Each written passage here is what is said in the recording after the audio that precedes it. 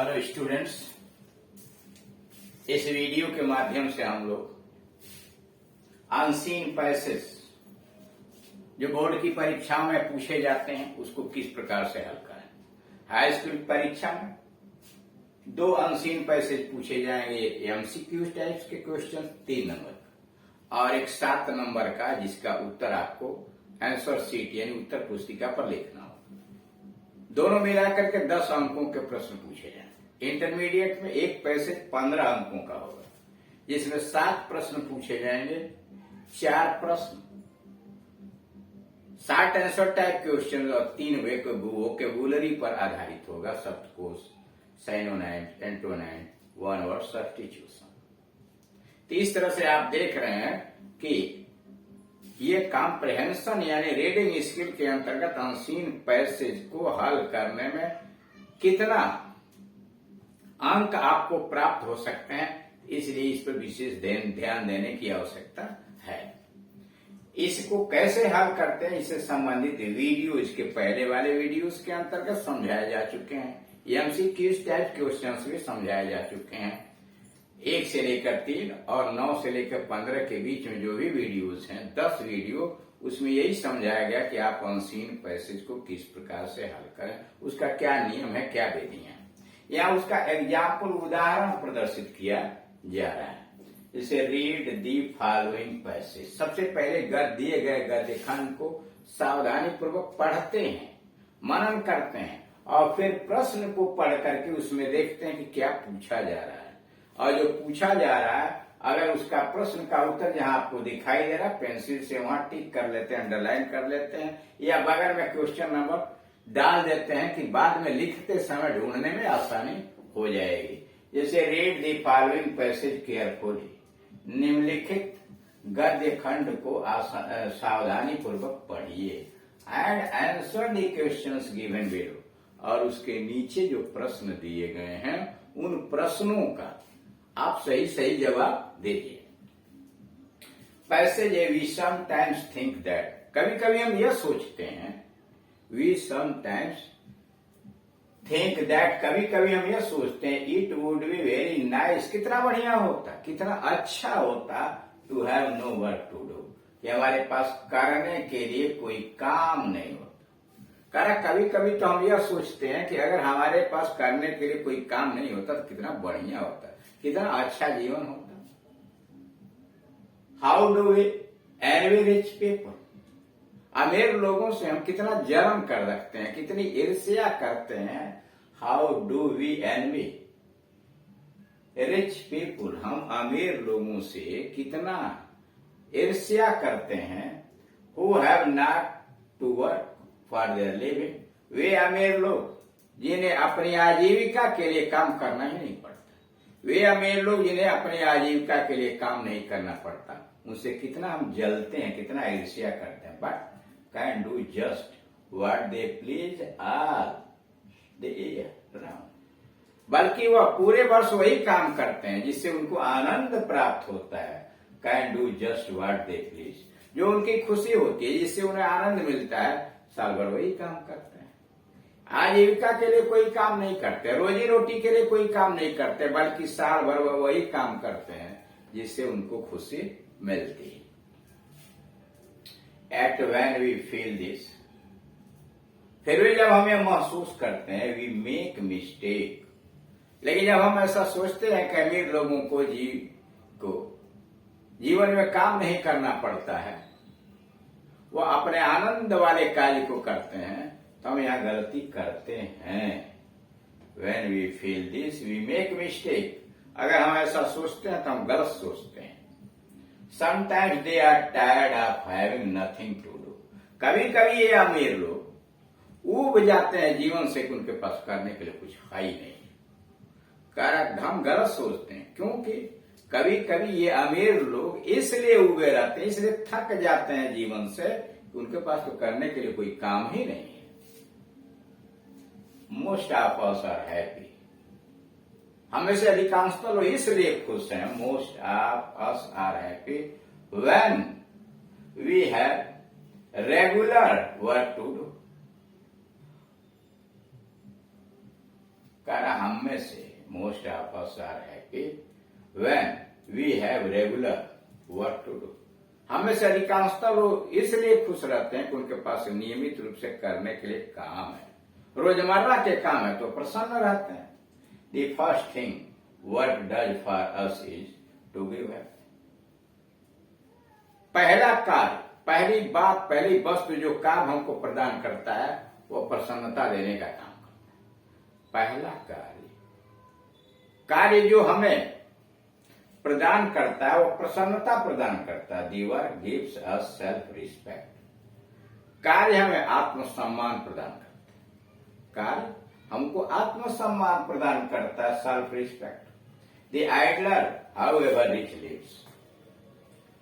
कह रहा है निकम्मा व्यक्ति, आइडलर खाली बैठने वाला व्यक्ति, निकम्मा व्यक्ति चाहे जितना भी अमीर क्यों न हो जाए, lives on the work of others, वह दूसरों के कार्य पर जिंदा रहता है। कह रहे निकम्मा व्यक्ति, खाली बैठने वाला व्यक्ति चाहे कितना भी अमीर क्यों न हो, वह दूसरों के परिश्रम पर जीता है। बट द ऑनेस्ट वर्कर, लेकिन एक ईमानदार कारीगर, वर्कर, मजदूर, वो अर्न्स हिज लिविंग, लेकिन एक ईमानदार कार्य करने वाला मजदूर या कर्ता, वो earns his living by useful toil, जो अपने लाभदायक परिश्रम के द्वारा अपनी रोजी रोटी कमाता है, can hold up his head, सिर ऊंचा उठा के चलता है। एक मजदूर जो अपने रोजी रोटी के लिए मेहनत करता है, पसीना बहाता है, वो सिर ऊंचा करके चलता है। एंड रिस्पेक्ट हिमसेल्फ, और अपना सम्मान भी रखता है कि हम मेहनत करके कमा रहे हैं।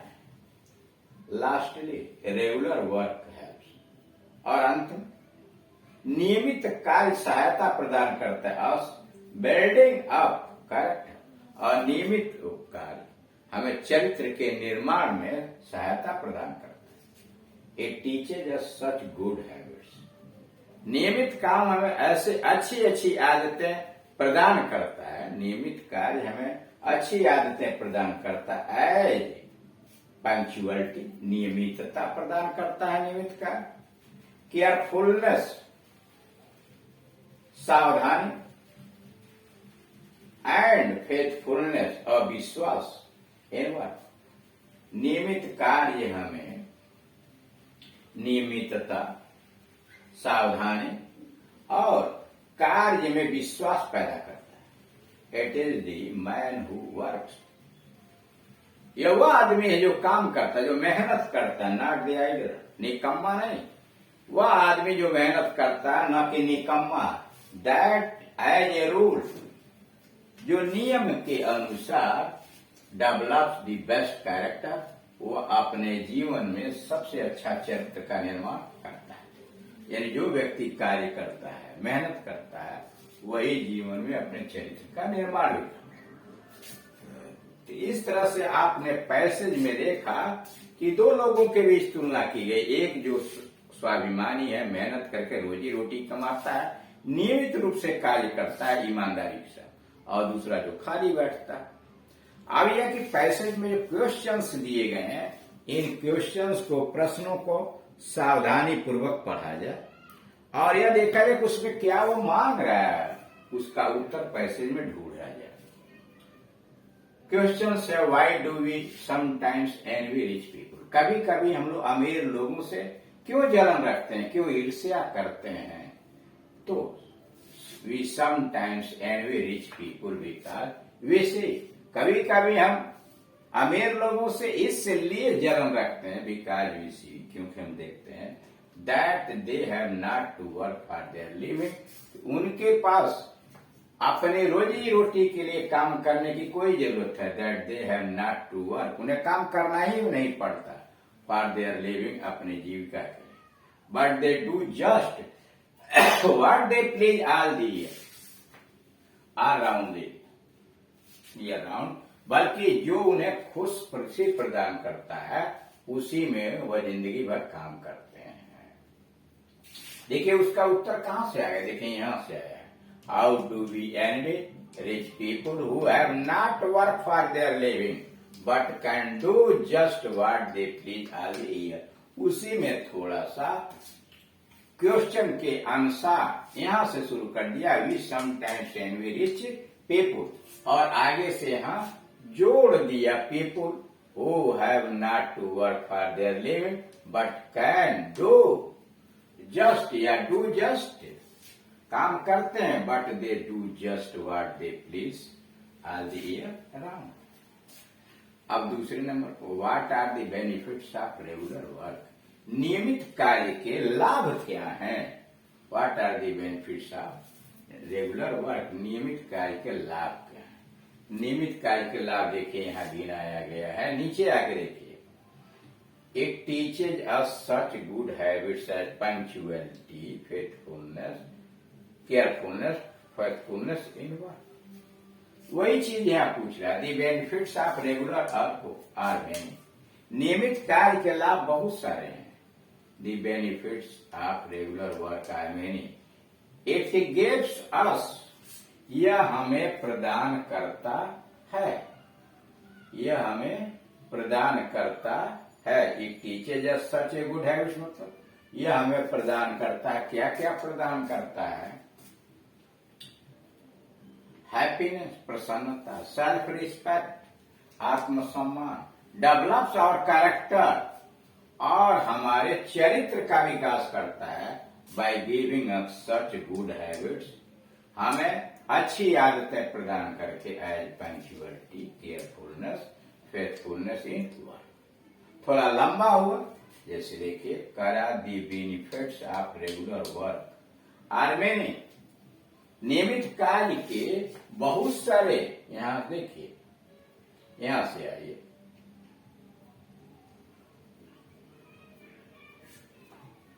Most of us are happy when we have regular work to do. The first thing work does for us is to give happiness. The work gives us self-respect. The idler, however rich, leaves the work of others, but honest worker who earns the living by useful toil can hold up the self-head and the self-respect initiative. The regular work was given building our character.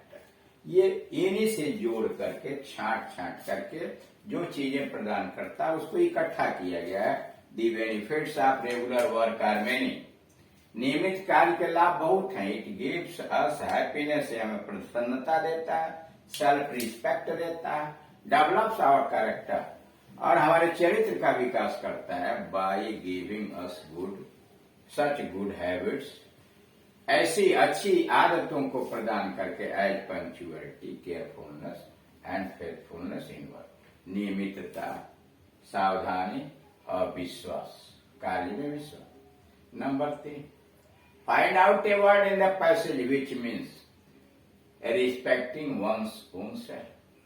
Find out a word, एक शब्द की तलाश कीजिए इन the passage, गद्य खंड में, विच means respecting one's own self, जिसका मतलब होता है अपना सम्मान करना. Respecting one self means self respect, respecting one own self means self respect. और लास्ट क्वेश्चन है चौथा, फाइंड आउट ए वर्ड, एक शब्द की तलाश कीजिए इन द पैसेज, गद्य खंड में तलाश कीजिए, which is opposite the man who works.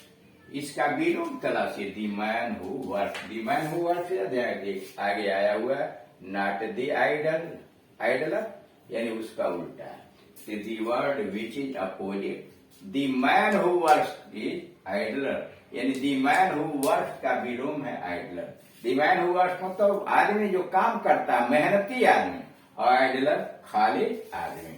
तो इस तरह से आप देख रहे हैं कि पैसेज को भली बात पढ़िए, क्वेश्चन पढ़ के समझ लीजिए, और उसका उत्तर पैसेज से छांट के तब अपनी उत्तर पुस्तिका के अंतर्गत लिखिए. यही पैसेज आपके हाई स्कूल में भी दिए जा सकते हैं, यही इंटरमीडिएट में दिए जा सकते हैं.